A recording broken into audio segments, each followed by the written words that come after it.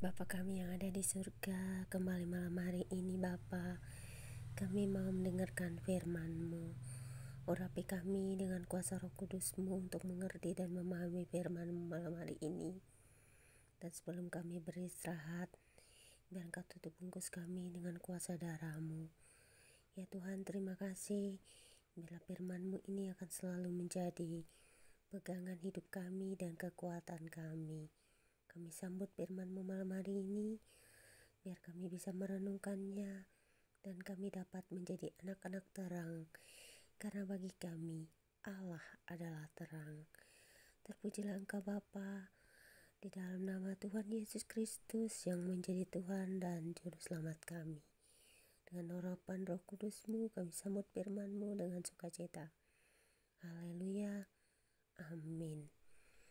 Pembacaan firman Tuhan malam hari ini terambil dari kitab Kisah Para Rasul pasal 15 ayat 1 hingga dengan ayat yang ke-41, dan Kisah Rasul pasal 15 ayat 1 hingga dengan ayat yang ke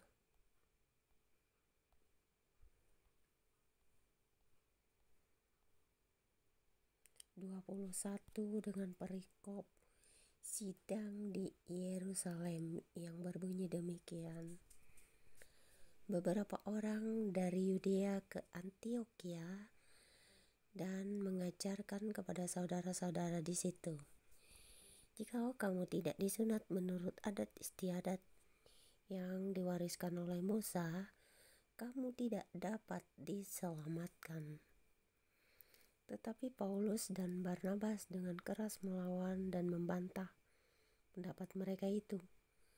Akhirnya ditetapkan supaya Paulus dan Barnabas serta beberapa orang lain dari jemaat itu pergi kepada rasul-rasul dan penatua-penatua di Yerusalem untuk membicarakan soal itu. Mereka diantarkan oleh jemaat sampai keluar kota. Lalu mereka berjalan melalui Fenisia dan Samaria. Dan di tempat-tempat itu mereka menceritakan tentang pertobatan orang-orang yang tidak mengenal Allah. Hal itu sangat mengembirakan hati saudara-saudara di situ. Setibanya di Yerusalem, mereka disambut oleh jemaat dan oleh rasul-rasul dan penatua-penatua. Lalu mereka menceritakan segala sesuatu yang Allah lakukan dengan perantaran mereka.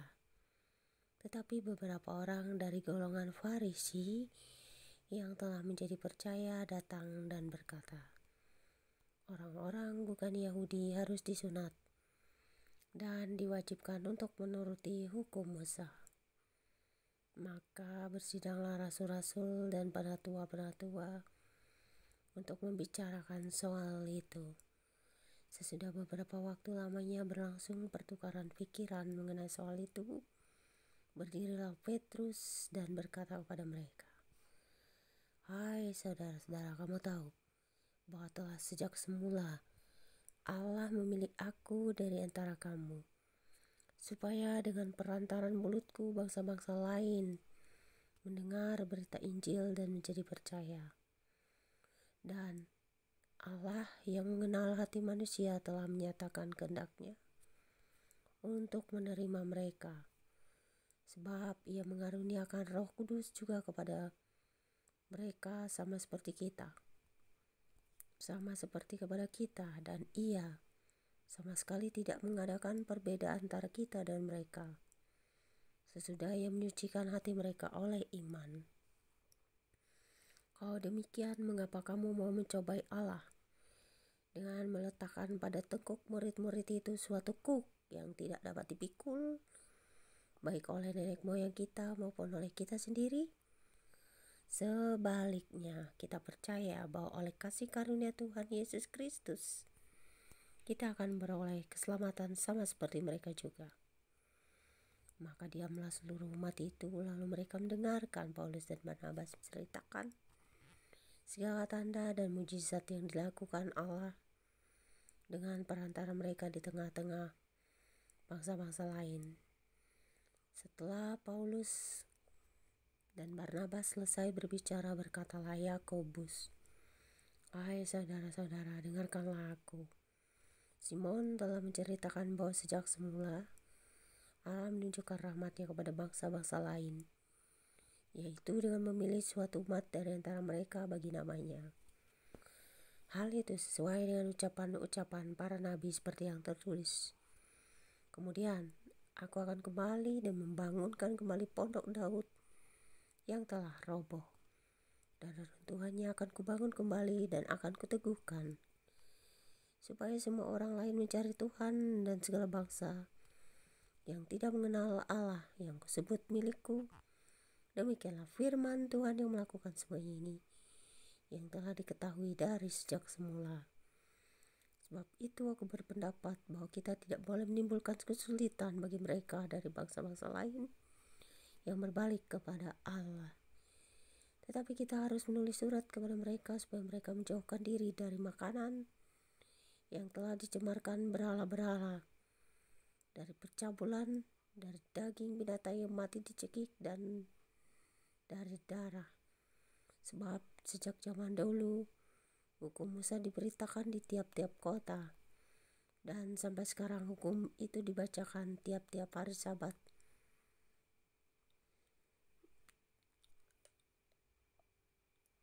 di rumah-rumah ibadat."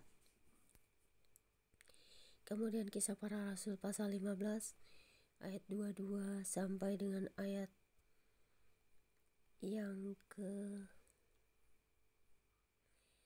34 dengan perikop baru.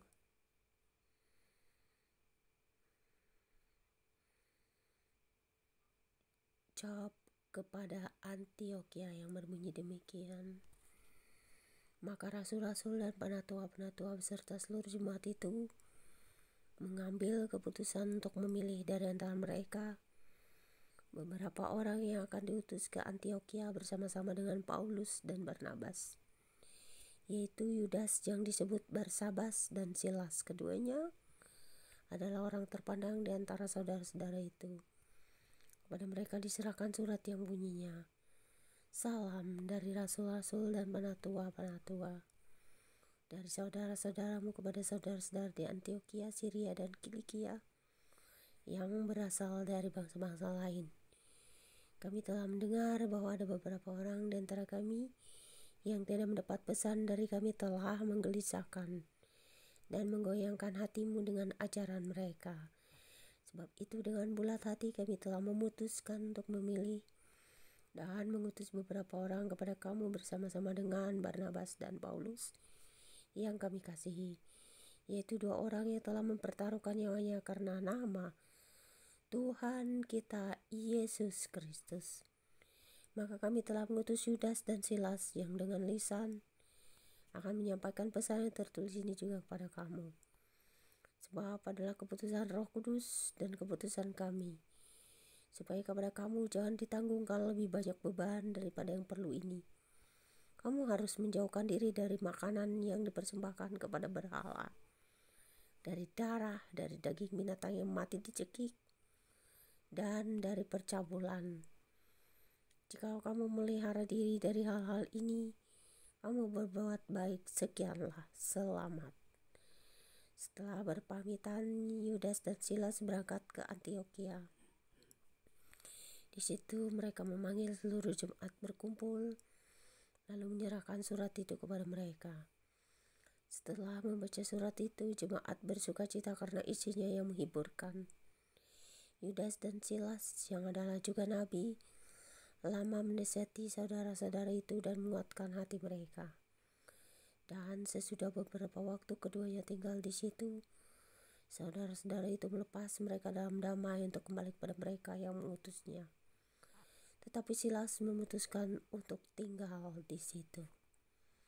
Kemudian Kisah Para Rasul pasal 15 ayat 35 sampai dengan ayat yang ke-41 dengan perikop baru, perselisihan antara Paulus dan Barnabas yang berbunyi demikian. Paulus dan Barnabas tinggal beberapa lama di Antiokhia Mereka bersama-sama dengan banyak orang lain mengajar dan memberitakan firman Tuhan. Tetapi beberapa waktu kemudian berkatalah Paulus kepada Barnabas, "Marilah kita kembali kepada saudara-saudara kita di setiap kota, di mana kita telah memberitakan firman Tuhan, untuk melihat bagaimana keadaan mereka." Barnabas ingin membawa juga Yohanes yang disebut Markus. Tetapi Paulus dengan tegas berkata bahwa tidak baik membawa serta orang yang telah meninggalkan mereka di Pamfilia dan tidak mau turut bekerja bersama-sama dengan mereka. Hal itu menimbulkan perselisihan yang tajam sehingga mereka berpisah, dan Barnabas membawa Markus juga besertanya berlayar ke Siprus. Tetapi Paulus memilih Silas, dan sesudah diserahkan oleh saudara-saudara itu kepada kasih karunia Tuhan, berangkatlah ia mengelilingi Syria dan Kilikia sambil meneguhkan jemaat-jemaat di situ. Jadi saudara-saudara, bersukacitalah kita yang bisa mendengarkan firman Tuhan, mengerti dan memahami akan firman malam hari ini. Demikianlah pembacaan kitab kita malam hari ini. Tuhan Yesus memberkati kita semua yang selalu mendengarkan firman Tuhan, merenungkannya, mengerti dan memahaminya, supaya kita dapat menjadi anak-anak yang menjadi pelaku-pelaku firman dan mengerti apa yang dikehendaki Tuhan dalam hidup kita. Tuhan, terima kasih Engkau telah membuka mata hati kami untuk dapat mengerti, memahami, dan kami paling tidak bisa setiap hari merenungkan firman-Mu. Dalam setiap kehidupan kami ada firman yang selalu kami andalkan. Kami ambil untuk menjadi suatu kekuatan bagi kami di setiap firman-Mu, karena kami akan selalu dituntut firman setiap hari, dapat menerangi setiap langkah-langkah kami dan menerangi kehidupan kami dengan firman-Mu. Terima kasih Bapa di surga, di dalam nama anak-Mu Yesus Kristus, Tuhan dan Juru Selamat kami. Terpujilah Engkau ya Roh Kudus yang telah menerangi hati kami dengan hikmat firman-Mu. Haleluya. Terima kasih Bapa. Haleluya. Terima kasih Tuhan Yesus. Haleluya. Terima kasih Roh Kudus. Amin. Tuhan Yesus memberkati kita semua dimanapun kita berada. God bless you all. Immanuel. Jangan lupa subscribe. Thank you.